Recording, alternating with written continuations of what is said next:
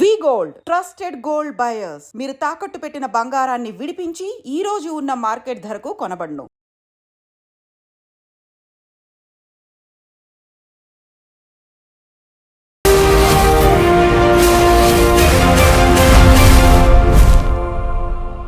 నమస్తే, welcome to I dream social spotlight with కవిత.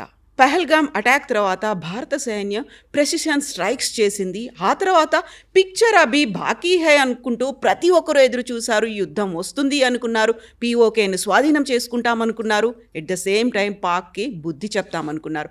అయితే సడన్గా కాల్పుల విరమణ ఎందుకు తెరపైకి వచ్చింది? ఆ తర్వాత ఏం జరిగింది? విరమణ ఒప్పందం వెనక అమెరికా, ట్రంప్ ఏమైనా ఉన్నారా? నెక్స్ట్ జరగబోయేటువంటి పరిణామాలు ఎలా ఉండబోతున్నాయి? భారత స్ట్రాటజీ ఏంటి? మోదీ మైండ్లో ఏముంది? బోల్డ్ అన్ని క్వశ్చన్స్ ఉన్నాయి. వీటి గురించి మాట్లాడుకుందాం. మనతో పాటుగా ఉన్నారు senior journalist and analyst Suresh Kochattil garu. Suresh garu నమస్తే అండి, ఎలా ఉన్నారు మీరు? సో ఆఫ్టర్ దిస్ ఒక కాన్ఫ్లిక్ట్ అనేది డెవలప్ అయింది, బోల్డ్ అంత యుద్ధం జరుగుతుంది అనేటువంటి ఒక అట్మాస్ఫియర్ వచ్చింది. పిక్చర్ అభి బాకీ హై అనేది Manoj Naravane ex army chief tweet చేసిన తర్వాత ఏదో జరుగుతోంది అనేటువంటి అంచనాలు, ఊహలు అండ్ కీబోర్డ్లోనే యుద్ధం చేసేవాళ్ళు చాలామంది పెరిగారు కదా. సడన్గా అందరికీ ఒక పాజ్ అంటారా, ఫుల్ స్టాప్ అంటారా, కామా, బ్రేక్, ఏం జరిగింది అక్కడ? ఒక యుద్ధం అంటే ఎండ్ దాకా నడవదండి, నడుస్తూనే పోతుంది. మనం యుక్రెయిన్ రష్యా వార్ చూస్తున్నాం. అక్కడ తప్పేం జరిగిందంటే ఒక ఎండ్ గేమ్ లేదు. అంటే మేము ఇంత టెరిటరీ ఆక్యుపై చేసుకున్న తర్వాత మేము ఆపేస్తామని రష్యా చెప్పట్లేదు. యుక్రెయిన్ ఏమో మేము అందరి దగ్గర ఆయుధాలు తీసుకొని మిమ్మల్ని రష్యాని కొడతాం, మేము కూడా ఆపేస్తాం ఎక్కడని చెప్పట్లేదు. ఇక్కడ ఆల్మోస్ట్ 1,50,000 మంది చనిపోయారు సోల్జర్స్, అక్కడ కూడా 1,50,000 మంది చనిపోయారు. ఎంటైర్ జనరేషన్ పోయింది రష్యాలో కానీ యుక్రెయిన్లో కానీ. ఒక్కొక్క ఫ్యామిలీ నుంచి 2-3 యంగ్స్టర్స్ చనిపోయారు ఈ వార్లో సోల్జర్స్గా. మీరు ఒక ఎండ్లెస్ వార్ పెట్టుకుంటే ఇట్లా నడుస్తుంది. మీరు ఈవెన్ వరల్డ్ వార్ చూడండి, దానికి ఒక ఎండింగ్ ఉండే. వరల్డ్ వార్ 1 కానీ వరల్డ్ వార్ 2 కానీ ఏ యుద్ధమైనా దానికి ఒక ఎండ్ పాయింట్ ఉంటుంది. ఫస్ట్ ఆఫ్ ఆల్ ఒక ఆబ్జెక్టివ్ ఉంటుంది, దేనికి యుద్ధానికి వెళ్తున్నాం. In this case it was not a war, it was a limited action. మనం ఏం చెప్పామంటే మా పహల్గామ్లో చేసిన టెర్రరిస్ట్ అటాక్ చేసిన వాళ్ళ మీద మేము దాడి చేస్తాం. So it can be any camps in either PoK or Pakistan. Limited objective ఉండే మన దగ్గర. సో మనం we attacked those camps, destroyed them totally. Pakistan ఏం చేయాలి అప్పుడు? మన దగ్గర ఉన్న టెర్రరిస్ట్ క్యాంప్ మీద అటాక్ చేయాలి, కానీ మన దగ్గర టెర్రరిస్ట్ క్యాంప్స్ లేవు కదా. సో వాళ్ళు ఏం చేశారు, మన మీద ఉన్న సివిలియన్ ఏరియాస్ కానివ్వండి, మిలిటరీ బేసెస్ మీద దాడి చేయడం మొదలుపెట్టారు. డ్రోన్లు వాడారు, మిసైల్ వాడారు, అన్నీ వాడారు. అండ్ అమేజింగ్లీ వెల్ మన డిఫెన్స్ మెకానిజం చాలా బాగా పనిచేసింది. మీరు చూసుంటారు, ఫస్ట్ టైం మనం బ్యాటిల్ టెస్ట్ చేసాం చాలా ప్రోడక్ట్స్ని. అది S-400 ఉండొచ్చు, ఆకాష్ తీర్ సిస్టమ్ ఉండొచ్చు, పినాకా ఉండొచ్చు, ఏదైనా చాలా సిస్టమ్స్ ఉన్నాయి. అది కూడా నావిక్, మన శాటిలైట్ బేస్ కంట్రోల్ చేసే సాఫ్ట్వేర్ కానివ్వండి, గ్లోబల్ పొజిషన్ సిస్టమ్ కానీ అన్నీ చాలా బాగా పనిచేసింది. దాని వెనుక మొత్తం బయటకు వచ్చి అందరు మాట్లాడారు, కానీ చాలామంది మాట్లాడుతున్నారు, ఎస్పెషల్లీ ప్రైవేట్ సెక్టర్ వాళ్ళు హెల్ప్ చేస్తున్నారు, మాట్లాడుతున్నారు. వాళ్ళ ప్రోడక్ట్స్ రేపు అమ్మాలి కదా వాళ్ళకు, దానికోసం. కానీ ఏం జరిగింది అప్పుడు? పాకిస్తాన్ వచ్చి మన మీద దాడి చేశారు. ఎక్కువ డ్యామేజ్ అని చేయలేదు, జమ్మూలో 2-3 ప్లేసెస్లో డ్యామేజ్ జరిగింది. సివిలియన్స్ చాలామంది చనిపోయారు along the international border and also the LOC. ఎందుకంటే అది రెగ్యులర్ అక్కడ నడుస్తూనే ఉంటుంది. సో వాళ్ళు ఫైరింగ్ చేస్తుంటారు బార్డర్ నుంచి, మనం కూడా ఫైరింగ్ చేస్తూనే ఉంటాం. అది ఇప్పుడు కాదు, ముందు కూడా నడుస్తుంది. కానీ మన దగ్గర మనకు వీ లాస్ట్ 5 సోల్జర్స్ టెక్నికలీ, అంటే BSF వాళ్ళు కానీ ఎయిర్ ఫోర్స్ నుంచి ఒక 5 మంది చనిపోయారు. ఆబ్జెక్టివ్ అచీవ్ అయిపోయిందా? కాదు. పాకిస్తాన్ మీద దాడి చేశారు కదా, మనం ఊరుకుంటే వాళ్ళేమనుకుంటారు మనం ఏం చేయట్లేదని చెప్పి. So what we did was our 8th రోజు morning, that is we attack the Pakistani bases. ఈసారి టెర్రరిస్ట్ క్యాంప్స్ కాదు, we hit the Pakistani air force bases స్ట్రాటజిక్గా. సర్గోడా ఉండొచ్చు, జకోబాబాద్ ఉండొచ్చు, మిగతా చాలా చోట్ల మనం అటాక్ చేసాం, 7 to 8 ప్లేసెస్. దాంట్లో చాలా డ్యామేజ్ జరిగింది పాకిస్తాన్కి, పెద్ద డ్యామేజ్ జరిగింది. అది ఎందుకంటే బేసిక్లీ వాళ్ళు అనుకోలేదు మనం ఇట్లా హిట్ చేస్తామని. ఫస్ట్ ఆఫ్ ఆల్ మనం ఏం చేసామంటే టెక్నికలీ వాళ్ళ ర్యాడర్స్ని జామ్ చేసి పడేసాం మనం. వాళ్ళు చైనీస్ ర్యాడర్ వాడతారు, దాన్ని మొత్తం జామ్ చేసి పడేసాం మనం. జామ్ చేసినప్పుడు ఏమైందంటే ఈ జామింగ్తో మన ఎయిర్క్రాఫ్ట్ ఈజీగా ఎంటర్ చేయగలిగింది. అంటే we never cross the border by the way. మన సుఖాయిస్ కానివ్వండి, మన రఫేల్ కానీ, we never cross the border దగ్గర ఉండి ఫైర్ చేసాం. మన దగ్గర ఉన్న మిసైల్స్, అది ఏదైనా స్కాల్ప్ ఉండొచ్చు, అది హార్పూన్ ఉండొచ్చు, లేకుంటే చాలా మిసైల్స్ ఉన్నాయి మన దగ్గర. ఇజ్రాయలీ ప్లస్ కన్వెన్షన్ మనం తయారు చేసిన దాని కూడా ఉంటుంది. So it cause substantial damage Pakistan భయపడ్డారు. నెక్స్ట్ వాళ్ళకి తెలుసు మనం ఏం హిట్ చేస్తాం. ఇక్కడ దగ్గర మన దగ్గర చాలామంది ప్రేక్షకులు స్పెషల్లీ మీరు చెప్పిన కీబోర్డ్ వారియర్స్కి తెలియదు పాకిస్తాన్ న్యూక్లియర్ అసెట్స్ని కొట్టాలి మనం అన్నారు. అర్థం చేసుకుంటారు. పాకిస్తాన్ ఒక్క న్యూక్లియర్ అసెట్ కొట్టేస్తే మన ఎంటైర్ రాజస్థాన్ ఖాళీ చేయాల్సి వస్తుంది రేపు. Because that entire radiation Rajasthan వైపు వస్తుంది, గుజరాత్ వైపు వస్తుంది, పంజాబ్ వైపు వెళ్తుంది. బోర్డర్స్ అన్ని ఎఫెక్ట్ అవుతాయి. కంప్లీట్ బార్డర్ ఏంటి, even entire half of Rajasthan మీరు నెక్స్ట్ 5000 yearsకి వాడలేరు. అంత దరిద్రంగా ఉంటుంది. ఆ పొజిషన్కి వస్తే చెర్నోబిల్లో చూసాం మనం ఏం జరిగిందని. Something similar to Chernobyl would happened here. That was a nuclear plant. It's a nuclear attack. మనకి పాకిస్తాన్కి ఒక ఒప్పందం ఉంది, అది కూడా ప్రేక్షకులు చాలామంది తెలియదు. That we have signatory every January 1st of every year మనం ఒక లిస్ట్ ఎక్స్చేంజ్ చేసుకుంటాం. మా దగ్గర ఉన్న న్యూక్లియర్ అసెట్స్ ఈ ప్లేసెస్లో ఉన్నాయి, మీరు దీని మీద దాడి చేయకూడదు. పాకిస్తాన్ ఒక లిస్ట్ ఇస్తారు, మనం వాళ్ళకు ఒక లిస్ట్ ఇస్తాం. ఫర్ ఎగ్జాంపుల్ మన దగ్గర అపార్ట్ ఫ్రమ్ మిసైల్స్ మన దగ్గర చర్లపల్లిలో న్యూక్లియర్ ఫ్యూయల్ కాంప్లెక్స్ ఉంది. భారతదేశంలో ఉన్న అన్ని న్యూక్లియర్ పవర్ ప్లాంట్స్కి ఫ్యూయల్ సప్లై చేసి అక్కడి నుంచి, అంటే వాళ్ళు రాడ్స్ తయారు చేసి పంపిస్తారు, యురేనియం తెప్పించుకుంటారు బయట నుంచి, దాన్ని ప్రాసెస్ చేసి పంపిస్తారు. వాళ్ళు కూడా ఆర్మీ కానివ్వండి, ఎయిర్ఫోర్స్, నేవీ కోసం ఎక్విప్మెంట్ తయారు చేస్తారు. సో మీరు ఆ లిస్ట్ ఇచ్చినప్పుడు మీరు దాని మీద దాడి చేస్తారా? చేయరు కదా, చేయకూడదు. That is a agreement you have. ఏ దేశం అయినా కానీ న్యూక్లియర్ అసెట్స్ మీద ఎప్పుడు దాడి చేయరు. వారికి దాని ప్రభావం వాళ్ళకి తెలుసు ఏమవుతుందని. హిరోషిమా నాగసాకిలో చూసిన తర్వాత next after that nobody has used nuclear weapon, ఎక్కడ వాడలేదు. న్యూక్లియర్ వెపన్ ఒక డెటరెంట్. నా చేతిలో ఒక డండా ఉంది, కొడతాను నేను ఇక్కడ వస్తాయని చెప్పేసి బెదిరించడంలో ఉంటుంది. బియాండ్ దట్ వాళ్ళు ఏం చేయరు. కన్వెన్షనల్ వెపన్స్ వాడుకుంటారు. కానీ పాకిస్తాన్ ప్రాబ్లం ఏంటంటే పిచ్చోన్ చేతిలో రాయిలాగా అయిపోయింది న్యూక్లియర్ మిసైల్. ఎక్కడ వాడుకుంటారు? ఎందుకంటే న్యూక్లియర్ బటన్ అనేది ఒక కమాండ్ బటన్ ఉంటుంది. న్యూక్లియర్ మిసైల్ ఫైర్ చేయాలంటే ఏదో ఒక ప్రెస్ చేయడం కాదు, it goes right from political leadership నుంచి. భారతదేశంలో ప్రైమ్ మినిస్టర్ దగ్గర ఉంటుంది. డిఫెన్స్ మినిస్టర్ ఆథరైజ్ చేయాలి, ప్రైమ్ మినిస్టర్ బాటమ్ లెవెల్ నుంచి పైకి వెళ్తుంది. ఆర్మీ చీఫ్ ఆథరైజ్ అడుగుతారు, డిఫెన్స్ మినిస్టర్ ఎస్ అని చెప్తారు, ప్రైమ్ మినిస్టర్ ఓకే అని చెప్తారు. Then again it goes down the line. Protocol అనేది ఉంది. పాకిస్తాన్లో లేదు. పాకిస్తాన్లో ద సివిలియన్ ప్రైమ్ మినిస్టర్కి ఎప్పుడు అథారిటీ లేదు. ఇప్పుడు కాదు, ఎప్పటి నుంచో అయూబ్ ఖాన్ టైం నుంచి పర్వేజ్ ముషర్రఫ్ దాకా ఎవరికి అథారిటీ లేదు. ఇప్పుడు అసిమ్ మునీర్. ఇప్పుడు చూడండి, మీరు ఆ రోజు మన మార్కో రూబియో మాట్లాడినప్పుడు he spoke to Asim Munir and then he spoke to Shahbaz Sharif. అదే టైంలో వెన్ ఈ కాల్డ్ భారతదేశం ఫోన్ చేసినప్పుడు మోదీ గారితో మాట్లాడారు, మన ఆర్మీ చీఫ్తో మాట్లాడలేదు, ద్వివేది గారితో. That's a difference. ఎందుకంటే భారతదేశంలో పొలిటికల్ లీడర్షిప్ దగ్గర కంట్రోల్ ఉంది కంప్లీట్గా, పాకిస్తాన్లో లేదు. పాకిస్తాన్లో గెలిచిన పొలిటికల్ పార్టీ లీడర్ జైల్లో ఉన్నారు, ఇమ్రాన్ ఖాన్. ఓడిపోయిన పొలిటికల్ లీడర్ ప్రైమ్ మినిస్టర్గా కూర్చున్నారు. అది పాకిస్తాన్ డెమోక్రసీ అన్నమాట. సో మీరు అడిగిన ప్రశ్నకి ఈ సీజ్ ఫైర్ అనేది, దీనికన్నా ముందు కూడా సీజ్ ఫైర్ ఉంది మనకి. 2021లో ఒక బ్రేక్ అయింది, కానీ దాని తర్వాత సీజ్ ఫైర్ ఉంది మనకి రెగ్యులర్గా. ఈ కేసులో కూడా we never use the word cease fire. వాళ్ళ డీజీఎంఓ కాల్ చేసి, director general military operations call చేసి 3 గంటలకు అట్లా కాల్ చేసి ఆ రోజు we let us stop the firing. మనం బార్డర్ ఫైరింగ్ ఒకటే కాదు కదా, we fired missiles into Pakistan. BrahMos వాడారంటున్నాం, అది కూడా మనం ఇంకా కన్ఫర్మ్ చేయట్లేదు. సో ఆ పరిస్థితికి వచ్చినప్పుడు we kept quiet. We said okay fine, we will check with the political leadership. Check చేసి తిరిగి వచ్చి 5 గంటలకు కన్ఫర్మ్ చేస్తాం, ఎస్ నేను ఆపేస్తాను, మీరు డ్రోన్లు పంపించకండి, మీరు మిసైల్ పంపించకండి, మేము కూడా మీ మీద ఫైర్ చేయం. ఆ పరిస్థితిలో ఉన్నాం ఇప్పుడు. పాజ్ అన్నారు మోదీ గారు, ఆపలేదు. ఒక సెసేషన్.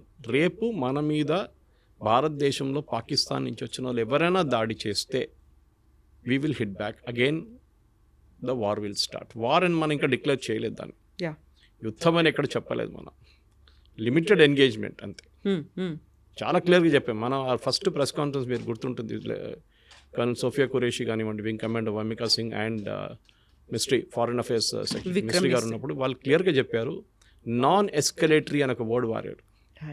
అంటే ఇక్కడే ఆపేస్తున్నాం, దీనికన్నా పైకి వెళ్ళట్లేదు, మేము అయిపోయింది, మా ఆబ్జెక్టివ్ కానీ మీరు మళ్ళీ మా మీద వచ్చి దాడి చేస్తాం, మళ్ళీ మేము చేస్తాం. సో పాకిస్తాన్ చేసిన తప్పది. వాళ్ళకి ప్రాబ్లం ఏంటంటే వాళ్ళ దగ్గర టెర్రరిస్టు ఆర్మీ కలిసి ఉంటారు ఎప్పుడు. ఆర్మీ నుంచి మీరు చూసుంటారు, ఒక ఫ్యూనరల్ సెరమనీలో పాకిస్తాన్ లెఫ్టినెంట్ జనరల్ వెళ్ళారు, అక్కడ ఉన్న డిప్యూటీ కమిషనర్ వెళ్ళారు ఆ సిటీది. ఎందుకు వెళ్ళారు? One of the terrorist killed was a senior army officer. కానీ వీళ్ళేం చేస్తారంటే ఈ ఆర్మీ ఆఫీసర్ని టెర్రరిస్ట్ క్యాంప్కి డెప్యూట్ చేస్తారు ట్రైనింగ్ కోసం. మనం ఆ రోజు కొట్టినప్పుడు ఈయన మీద పడ్డది బాంబు వచ్చి, 3 చనిపోయారు. సో దానికోసం ఆయన కాఫిన్ మీద మీరు చూసుంటారు ఫ్లాగ్ ఉండే, పాకిస్తానీ జెండా. That is it. And funeral, state funeral ఇచ్చారు వాళ్ళు. సో స్టేట్ ఫ్యూనరల్ టెర్రరిస్ట్కి ఇవ్వరు. మన మీడియా కూడా తప్పు చేశారు దాంట్లో. స్టూడెంట్ టెర్రరిస్ట్కి ఫ్యూనరల్ ఇస్తుంది. టెర్రరిస్ట్ కాదు, they are Pakistani army officers. వాళ్ళు టెర్రరిస్ట్గా బిహేవ్ చేస్తున్నారు, టెర్రరిస్ట్ క్యాంప్లో ఉంటున్నారు, వాళ్ళకి ట్రైనింగ్ ఇస్తున్నారు, అన్నీ వాళ్ళు చేస్తున్నారు. కానీ ఆ రోజు వాళ్ళ బ్యాడ్ లక్ ఏంటంటే ఆ బాంబ్ వాళ్ళు అక్కడ ఉన్నారు ఆ టెర్రరిస్ట్ క్యాంప్లో.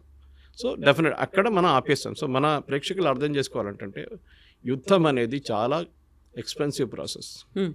కోట్లు ఖర్చు అవుతుంది.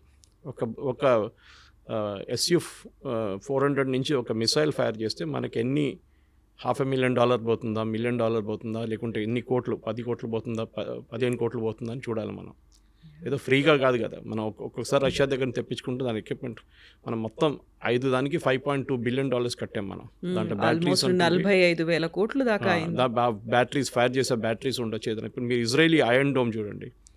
ఐరన్ డోమ్ నుంచి ఫైర్ చేసిన ఒక మిసైల్కి cost is $1 million. Incoming missile అది $20,000 కూడా ఉండదు. కానీ డిస్ట్రాయ్ చేయడానికి ఇంకా ఎక్కువ కాస్ట్ పెట్టాల్సి వస్తుంది. సో మనం దానికన్నా ఆకాష్ తీర్ వాడాం. It's lesser cost. ఇప్పుడు కొత్త టెక్నాలజీలో ఈవెన్ ఇజ్రాయెల్ టెస్ట్ చేస్తున్నారు, మనం కూడా టెస్ట్ చేస్తున్నాం. లేజర్ వాడుకుంటున్నాం.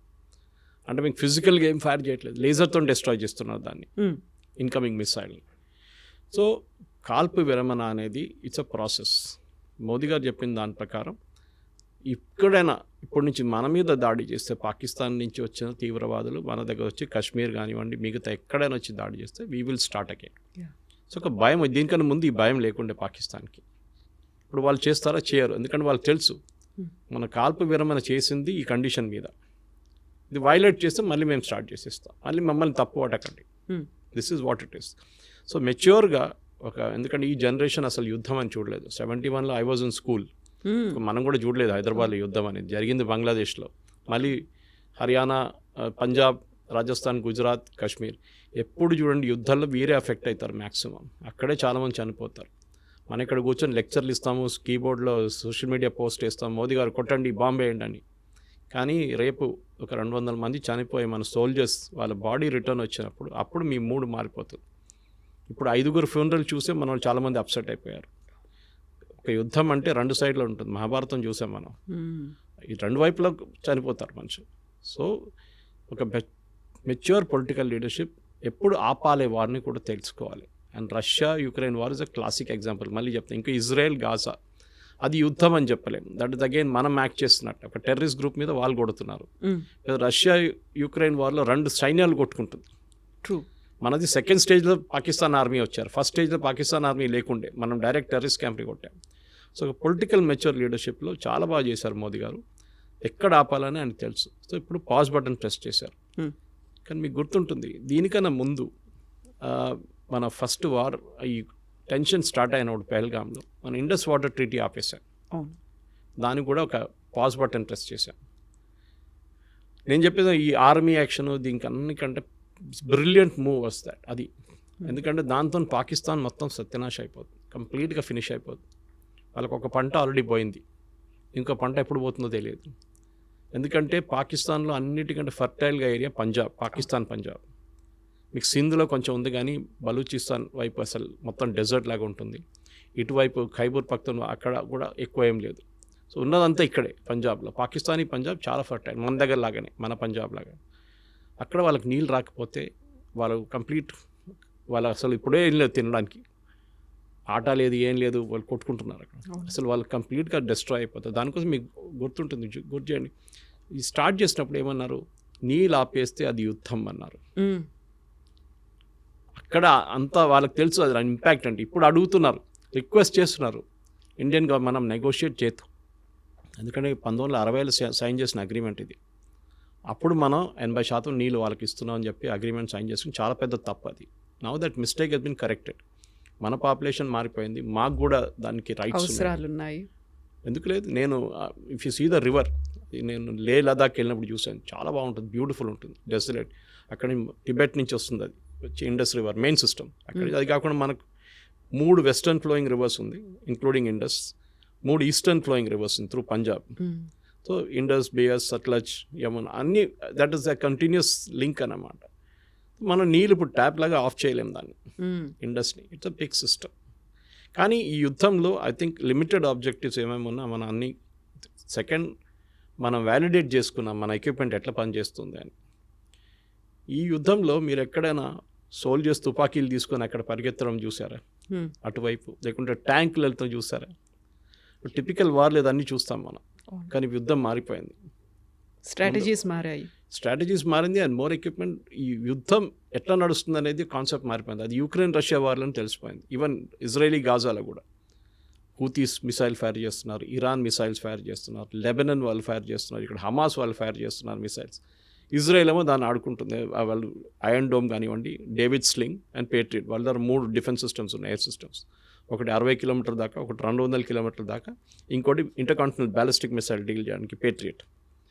మన దగ్గర కూడా అదే, మన దగ్గర కూడా 3 డిఫరెంట్ టైప్స్ ఆఫ్ 4 ఉన్నాయి మన దగ్గర. ఆకాష్ నుంచి మన నార్మల్ యాంటీ ఎయిర్క్రాఫ్ట్ గన్ నుంచి అక్కడి నుంచి మొదలవుతుంది అనమాట. Last one is SU-400. So మన దగ్గర అన్ని ఎక్విప్మెంట్ వ్యాలిడేట్ అయిపోయింది. బ్యాటిల్ ఫీల్డ్ కండిషన్లో ఎట్లా పనిచేస్తుంది, మీరు ల్యాబ్లో తయారు చేసుకున్న బాగానే ఉంది, ఫీల్డ్ ట్రయల్ చేస్తుంది బాగానే ఉంది, కానీ బ్యాటిల్ కండిషన్లో పనిచేస్తుందా లేదో చెప్పలేము. పాకిస్తాన్ ఆ రోజు మీకు గుర్తుంటుంది, ఒకటేసారి వాళ్ళు మన మీద 15 మిసైల్స్ ఫైర్ చేశారు. S400 చెప్పచ్చు. S400కి ఒకటేసారి they can up to 300 missiles tackle చేయొచ్చు, ఏ సోర్స్ నుంచి ఎక్కడి నుంచి వస్తాయి కూడా. సో ఇది పెద్ద సబ్జెక్ట్ యాక్చువల్లీ. కానీ దీన్ని మనం రష్యా దగ్గర తీసుకున్నప్పుడు మనకు కూడా డౌట్ ఉంది, మీకు గుర్తుంటుంది, అప్పుడు US మన మీద శాంక్షన్స్ థ్రెటన్ చేశారు. మీరు ఇది కొంటే అంతే సంగతి, మిమ్మల్ని మీద శాంక్షన్. మోదీ గవర్నమెంట్ చెప్పారు ఓకే. అది ఐ థింక్ గోవా కాన్ఫరెన్స్లో, గోవాలో మన బ్రిక్స్ సమ్మిట్ జరిగినప్పుడు అగ్రిమెంట్ సైన్ చేశారు రష్యాతో. ఇప్పుడు US అన్నారు మీరు తీసుకుంటే రష్యా శాంక్షన్, కానీ మనం we went head political leadership, Modi గారి లీడర్షిప్ ఒక డిసిషన్ తీసుకున్నారు, సరే శాంక్షన్స్ అది శాంక్షన్ చూసుకుందాం అని. కానీ వాళ్ళు ఏం చేయలేదు, ఎందుకంటే వాళ్ళ ఎక్విప్మెంట్ అమ్మాలని చూసారు మన దగ్గర, మనం తీసుకోలేదు. అది ఇది తీసుకోకపోతే అది తీసుకుంటాము అని. ఎందుకంటే US దగ్గర తీసుకున్న ప్రాబ్లం ఏమవుతుందంటే, రేపు మన దగ్గర ఏదైనా గొడవ అయితే, రేపు మనం పాకిస్తాన్ మీద దాడి చేసినా కానీ చైనాతో గొడవ పెట్టుకుంటే US చేస్తారు, వీళ్ళు దాని స్పేర్ పార్ట్ ఆపేస్తారు. మన పోఖ్రాన్లో చూసాం మన అప్పుడు US దగ్గర నుంచి చాలా లిమిటెడ్ ఎక్విప్మెంట్ తీసుకున్నాం, కానీ మొత్తం అన్నీ ఆపేశారు వాళ్ళు. So we should be careful.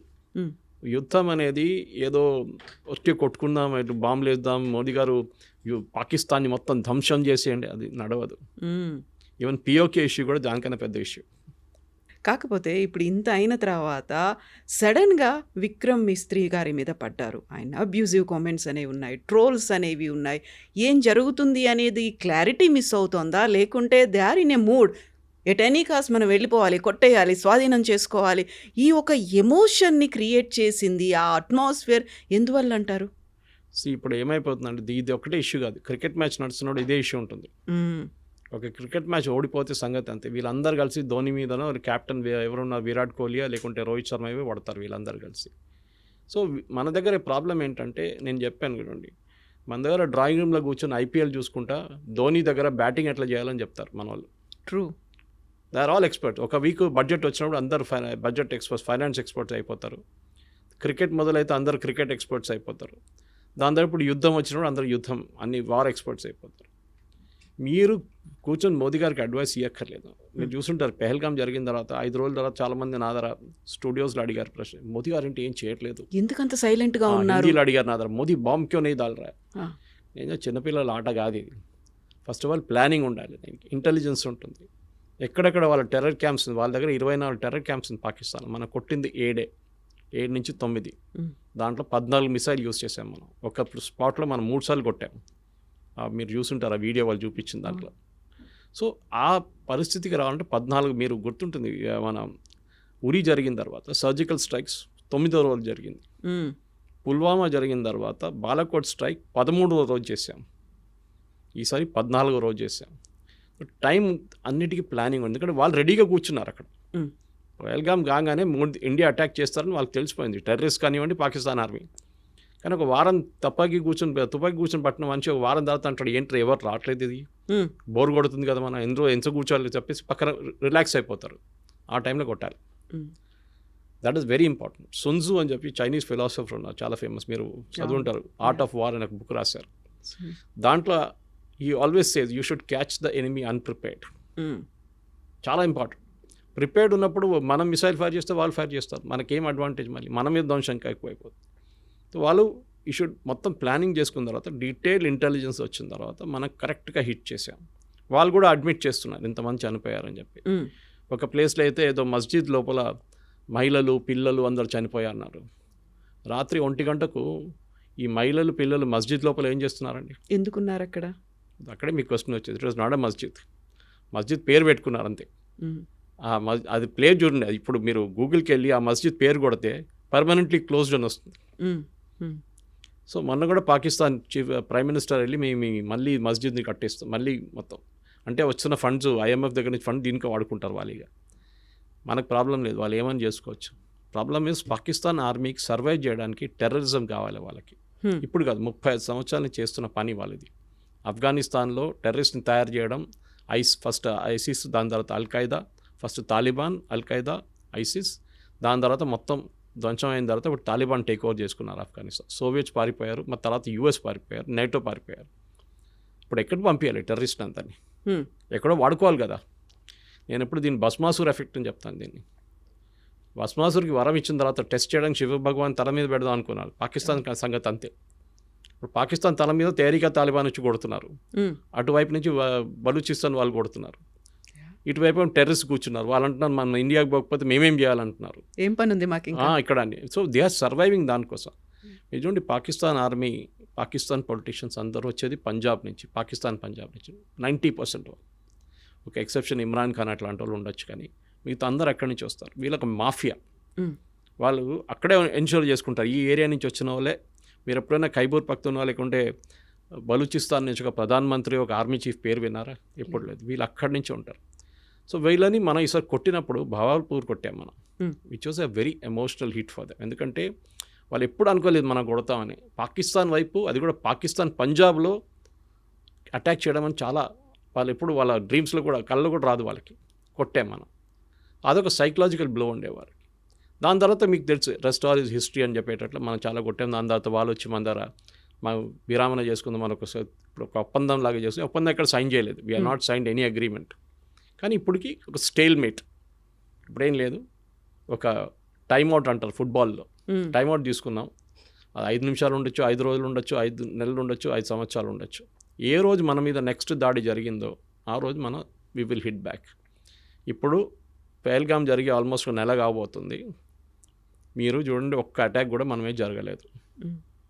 జరిగితే Modiji will give next authorisation, కొట్టండి ఈసారి అని చెప్పేసి. ఆల్రెడీ వాళ్ళ చాలా మటుకు ధ్వంసం చేస్తాం, వాళ్ళ ఎవాక్స్ని ధ్వంసం చేస్తాం, వాళ్ళ ఫైటర్ ఎయిర్క్రాఫ్ట్ని ధ్వంసం. వాళ్ళు కూడా చాలా మటుకు కాంట్రవర్సీ క్రియేట్ చేశారు. మేము రఫాల్ 5 రఫాల్, 1 రఫాల్, 3 సుఖాయిలు, 2 మిగ్లు కొట్టుపడేస్తామని చెప్పేసి. నిన్ననే government of India detailed statement ఒకటి ఇష్యూ చేశారు through press information bureau. And వాళ్ళ లాంగ్వేజ్లో ఒక ఎయిర్క్రాఫ్ట్ అంటే అసెట్ అంటారు దాన్ని. All our assets are intact అని చెప్పి పెద్దగా సపరేట్గా ఇచ్చారు వాళ్ళకి బాక్స్ లైన్లో. మనది ఒక్క ఎయిర్క్రాఫ్ట్ కూడా పోలేదు, ఒక ఎయిర్ఫీల్డ్ కూడా అటాక్ కాలేదు. దానికోసం మీరు చూసుంటారు, మోదీ గారు కాగానే, ఈ సీజ్ ఫైర్ కాగానే మోదీ గారు ఫస్ట్ విజిట్ ఆదంపూర్కి వెళ్ళారు. Adampur second biggest air force base మనది. ఎందుకు వెళ్ళారంటే వీళ్ళని చెప్పారు, మేము ఆదంపూర్ మీద మిసైల్ కొట్టాం పాకిస్తాన్ వాళ్ళు అన్నారు, మొత్తం ధ్వంసం చేసాం, అక్కడ SU-400ని ధ్వంసం చేసి అక్కడ ఫైటర్ ఎయిర్క్రాఫ్ట్ అని పోయిందని. మోదీ గారు వెళ్ళి నిలబడి, ఆప్టిక్స్ అంటారు మన ఇంగ్లీష్లో, లెఫ్ట్ షోల్డర్ మీద SU-400, రైట్లో ఒక మిగ్ నిలబడింది, MiG-29. That is optics. Modi గారు వచ్చింది ఆయన నార్మల్ ఎయిర్క్రాఫ్ట్లో కాదు, మిలిటరీ ఎయిర్క్రాఫ్ట్లో ల్యాండ్ అయ్యారు. అంటే runways working, systems are working, లేకుంటే ల్యాండ్ గారు. అదే టైంలో Pakistan army chief, Pakistan prime minister మొన్న ఏదో వాళ్ళ బేస్కి వెళ్ళారు. ఎయిర్ ఫోర్స్ బేస్కి వెళ్ళలేదు, ఆర్మీ బేస్కి వెళ్ళారు. అది కూడా ఎట్లా వెళ్ళారు? కార్లో జీప్లో వెళ్ళారు. దట్ మీన్స్ వాళ్ళ దగ్గర ఉన్న ఎయిర్ ఫోర్స్ బేస్ ధ్వంసం అయిపోయింది, అక్కడ ల్యాండ్ చేయలేమని చెప్పి చాలా క్లారిటీ వచ్చేస్తున్నారు.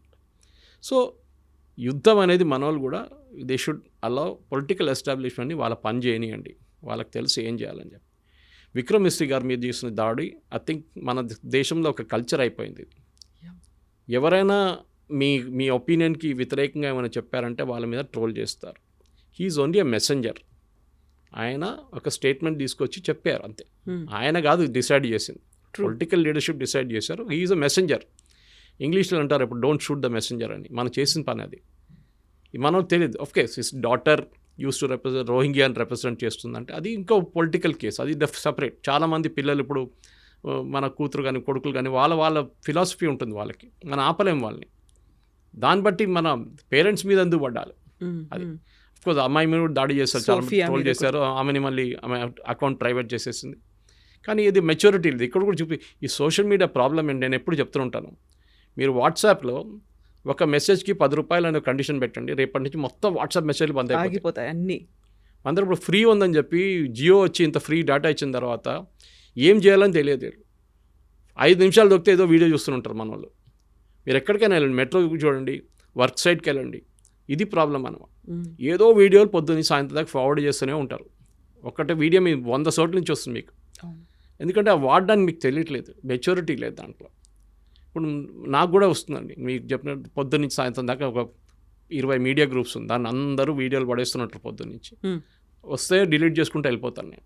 కానీ కొన్ని సైట్స్, కొన్ని గ్రూప్స్ ఉన్నాయి వేరే సీరియస్ డిస్కషన్ నడుస్తుందని, అది నేను రిటైన్ చేసుకుంటాను, టైం దొరికినప్పుడు చూసుకుంటాను అది అనమాట. ఇది మనం మెచ్యూరిటీ ఉన్నప్పుడు చేయాల్సింది.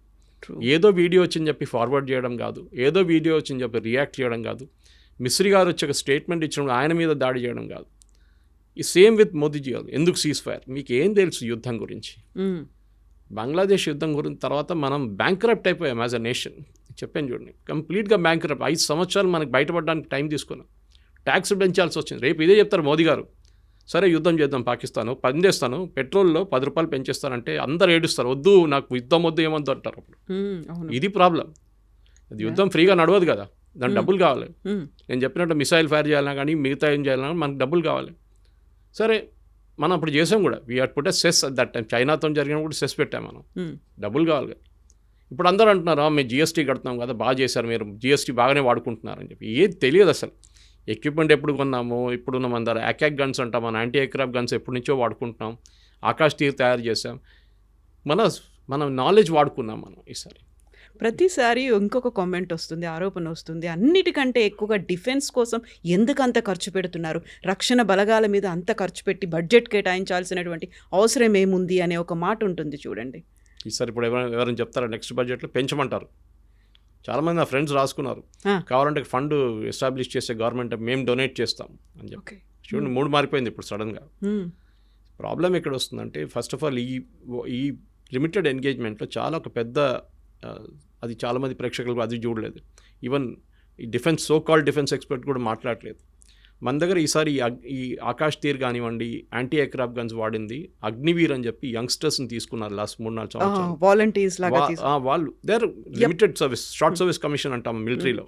ఈవెన్ ఆఫీసర్స్ కూడా షార్ట్ సర్వీస్ కమిషన్ చేసుకుంటారు చాలామంది. మేజర్ లెవెల్లో they will retire and civilian లైఫ్లో వెళ్ళిపోతారు. అగ్నివీర్ తీసుకొచ్చి ఎంత పెద్ద గొడవ చేసాం మీకు గుర్తుంటుంది. రాహుల్ గాంధీ కానీ మిగతా వాళ్ళు కానీ ఇక్కడ తగలబెట్టారు, ఫైరింగ్ జరిగింది. ఈ యంగ్స్టర్ ఇప్పుడు వస్తున్న యంగ్స్టర్స్కి వాళ్ళ దగ్గర స్కిల్ ఉంది, టెక్నికల్ స్కిల్. మీరు చూడండి, ఐటీఐలో వెళ్ళి ఎక్కడో చదువుకుంటాడు, అందరు ఇంజనీర్లు కాదు కదా, కొంతమంది ఉండొచ్చు.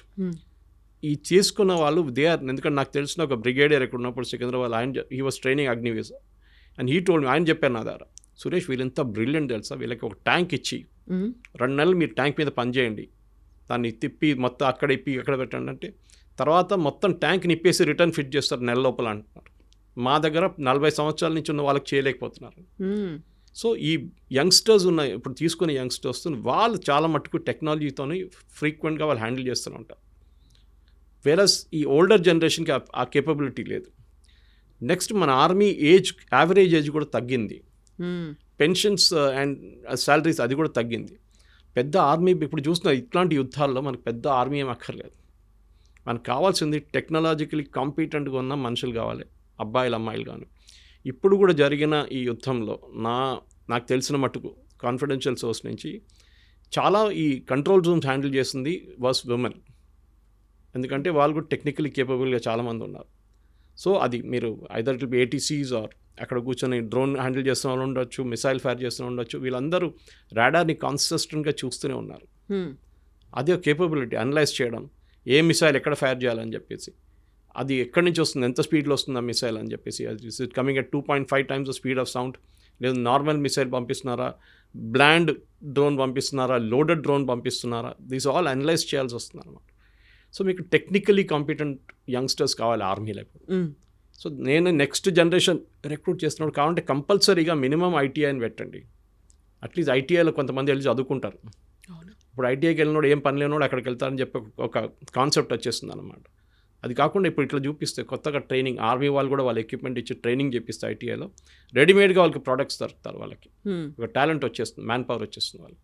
ఇది జరగాలి. సో ఫ్యూచర్ ఆఫ్ వార్ఫేర్ అనేది ట్యాంకులు కాదు, ఉంటుంది ట్యాంక్ లేదని చెప్పట్లేదు, ఈవెన్ సోల్జర్స్, ఇన్ఫెంట్రీ కాదు, ఉండొచ్చు, అది కూడా ఉంటుంది, ఇన్ఫెంట్రీ యూస్ ఇన్ఫెంట్రీకి ఉంటుంది. కానీ మనం జాగ్రఫీ కోసం వెళ్ళట్లేదు. రష్యా యుక్రెయిన్ జాగ్రఫీ కోసం కొట్టుకుంటున్నారు. మాకు మేము 100 kilometers గుంజుకుంటాం మీ దగ్గర నుంచి, వీళ్ళేమో మేము దగ్గర నుంచి 100 kilometers గుంజుకుంటాం. మనకు ఆ ప్రాబ్లమే లేదు. మీరు పిఓకే గురించి రెఫరెన్స్ చెప్పారు ఒకసారి.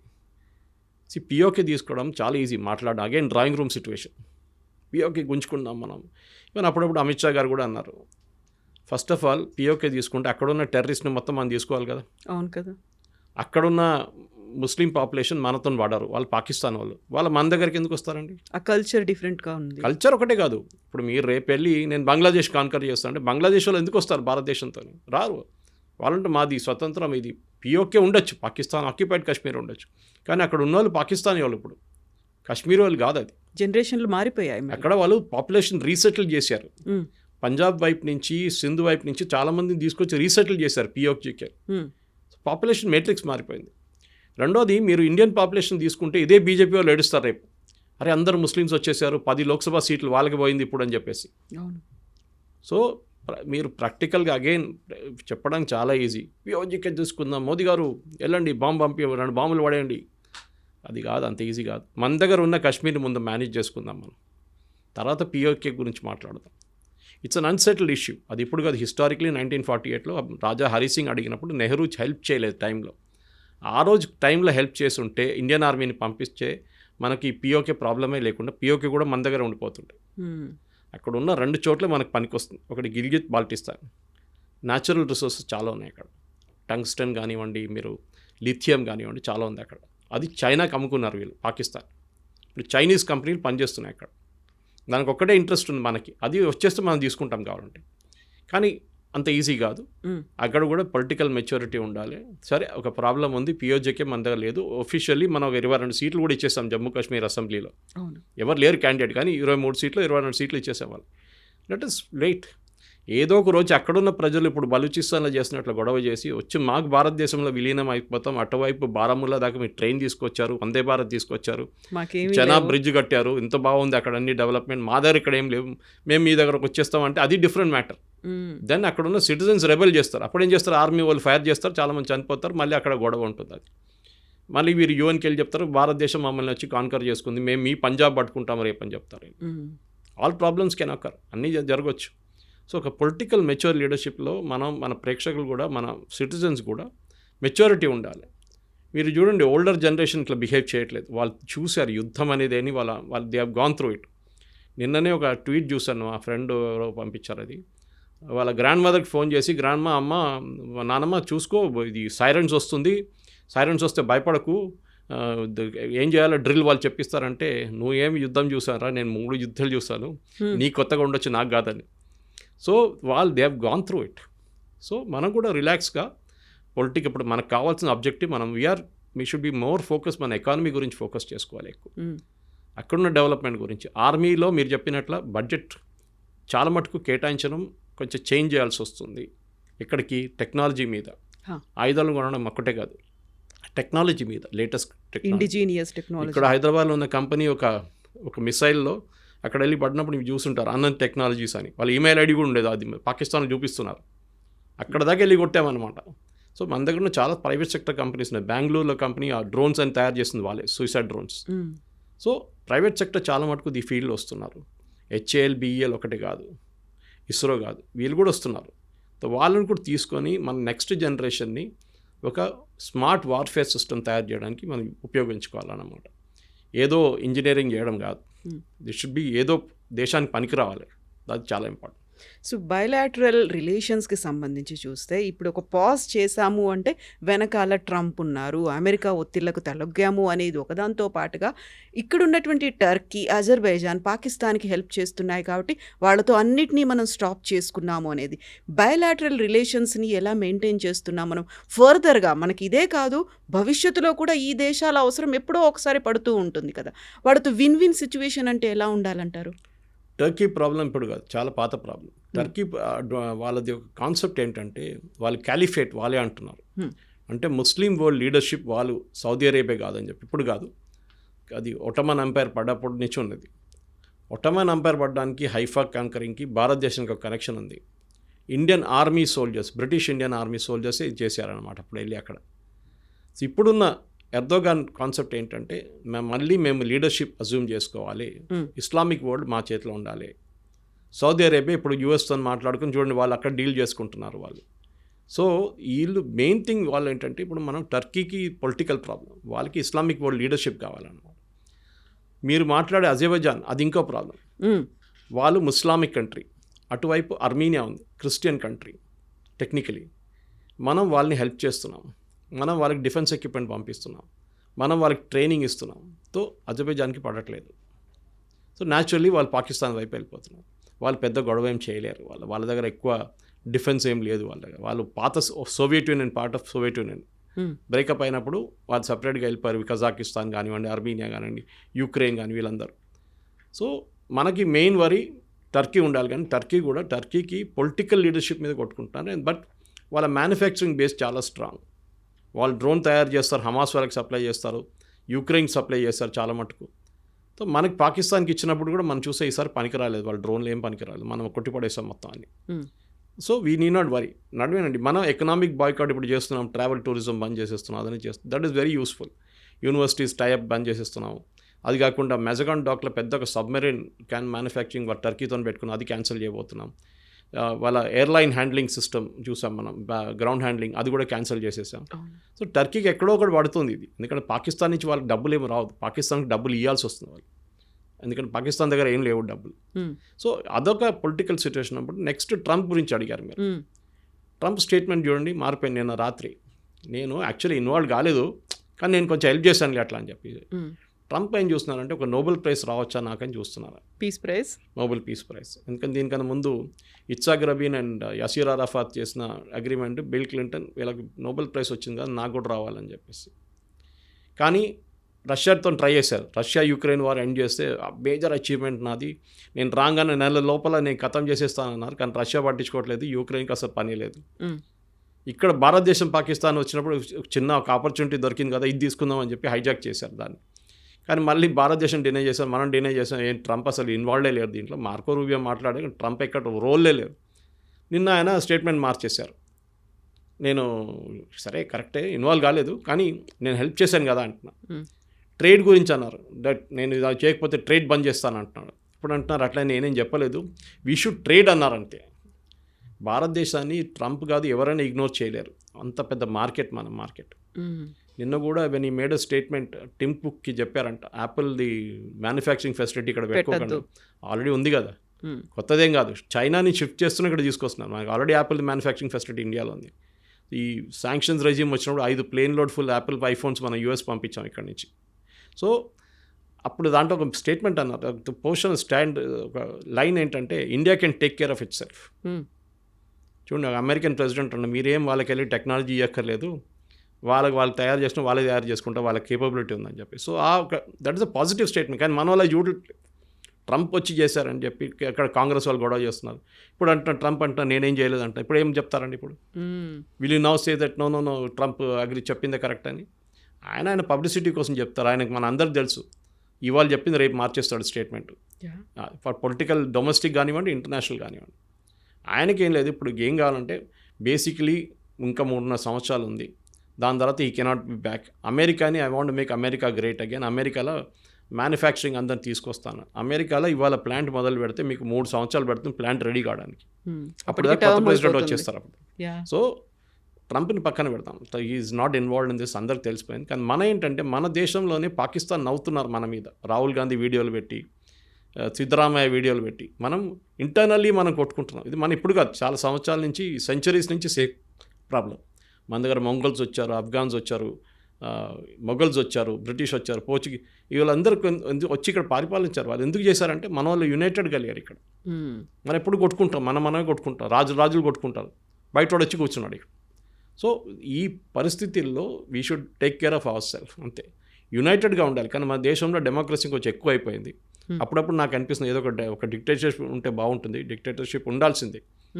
ఇందిరాగాంధీ గారు చూసుంటారు, ఒక టైంలో షీ వాజ్ అ డిక్టేటర్. కానీ అప్పుడు పనిచేస్తున్న ట్రైన్లని టైంకి వస్తుండే, అన్నీ చేస్తుండే అప్పుడు ఆ టైం ఎమర్జెన్సీలు. But that is not ideal situation. కానీ పొలిటికల్, అగైన్ రాహుల్ గాంధీ లాంటి వాళ్ళకి పొలిటికల్ మెచ్యూరిటీ లేదు. ఖర్గే గారు ఏం మాట్లాడుతున్నా ఆయనకే తెలియదు. యూపీలో ములాయం సింగ్, మన అఖిలేష్ యాదవ్ ఏం మాట్లాడుతున్నా ఆయనకు తెలియదు. నేనేదో చెప్పారు, ఎయిర్ మార్షల్ భారతి గురించి స్టేట్మెంట్ ఇచ్చారు, ఆయన బ్రాహ్మణ్ అని చెప్పి. తర్వాత చూస్తే ఆయన is a Yadav. So these people have absolute caste base కొట్టుకుంటున్నారు, ప్రైవేట్ సెక్టర్ రిజర్వేషన్స్ అంటున్నారు. సో మనం బయట ఈ should not become a laughing stock అంటాం ఇంగ్లీష్లో. బయట వాళ్ళు మన మీద నవ్వకూడదు, ఏంట్రా వీళ్ళు ఇట్లా మాట్లాడుకుంటున్నారు.